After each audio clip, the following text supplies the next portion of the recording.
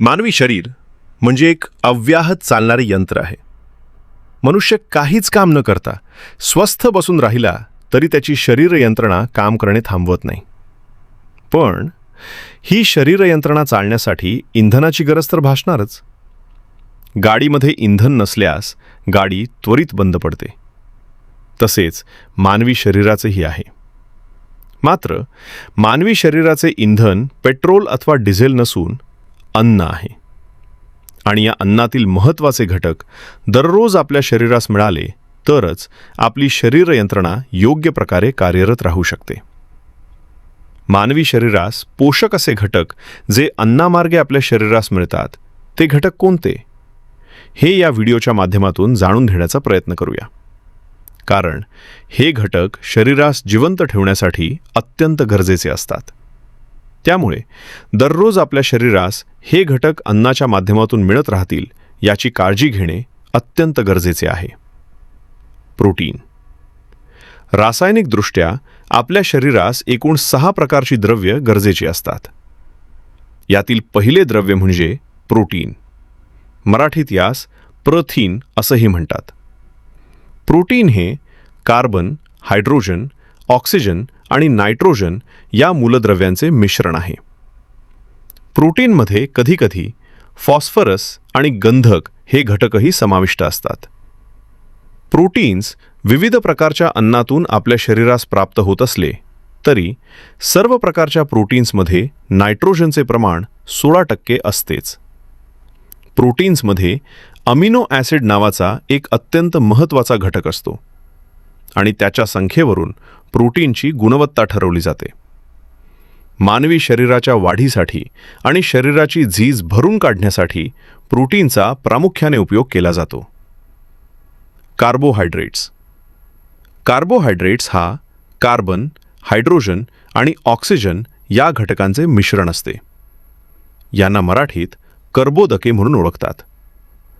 Carbohydrates ही प्रोटीनप्रमाणे शरीराच्या झिजेसाठी फायदेशीर नसली तरी आपल्या शरीराची जी हालचाल सुरू असते त्यास शक्ती मिळते ती कार्बोहायड्रेट्समुळे. चरबी. चरबी हा शरीरास आवश्यक असणारा तिसरा महत्त्वाचा घटक. हा आपल्याला तेल, तूप इत्यादी वनस्पतीजन्य तसेच प्राणीजन्य अन्नातून प्राप्त होतो. चरबीमध्ये कार्बन, हायड्रोजन आणि ऑक्सिजन हे घटक असतात. चरबीचा उपयोग शरीरात उष्णता निर्माण करण्यासाठी आणि ती टिकवण्यासाठी होतो. पाणी. शरीरास उपयुक्त असा अतिशय महत्त्वाचा घटक म्हणजे पाणी. मानवी शरीराचा 2/3 भाग हा पाण्याने व्यापला आहे. यावरूनच पाण्याचे महत्त्व किती आहे हे लक्षात येईल. पाण्यामुळे शरीरातील सर्व द्रव पदार्थ चांगल्या स्थितीत राहतात. आपल्या शरीरातून मल, मूत्र, घाम आणि उच्छ्वास यांच्या मार्गाने दररोज सुमारे 2500 ग्रॅम पाणी बाहेर जाते आणि तेवढेच बाहेरून खाद्य व पेयांच्या माध्यमातून शरीरात येते. पाण्याच्या योगे निर्माण झालेल्या घामामुळे तसेच मल आणि मूत्रामुळे शरीरातील टाकाऊ पदार्थ बाहेर जातात. त्यामुळे शरीरात विषारी पदार्थ वाढू द्यायचे नसतील तर नियमितपणे पुरेसे पाणी पिणे अत्यंत गरजेचे आहे.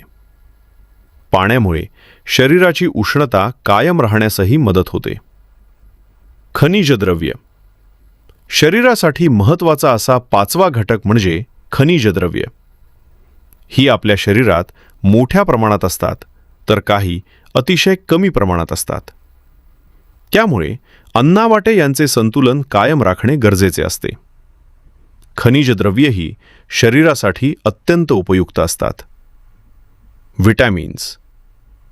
अन्नातील आणखी एक महत्त्वाचा घटक म्हणजे व्हिटॅमिन्स. शरीरात जरी हे कमी प्रमाणात असले तरी हे नसल्यास जीवन अशक्य होऊ शकते. त्यामुळे अन्नातून व्हिटॅमिन्स योग्य प्रमाणात मिळणेही अत्यंत आवश्यक आहे.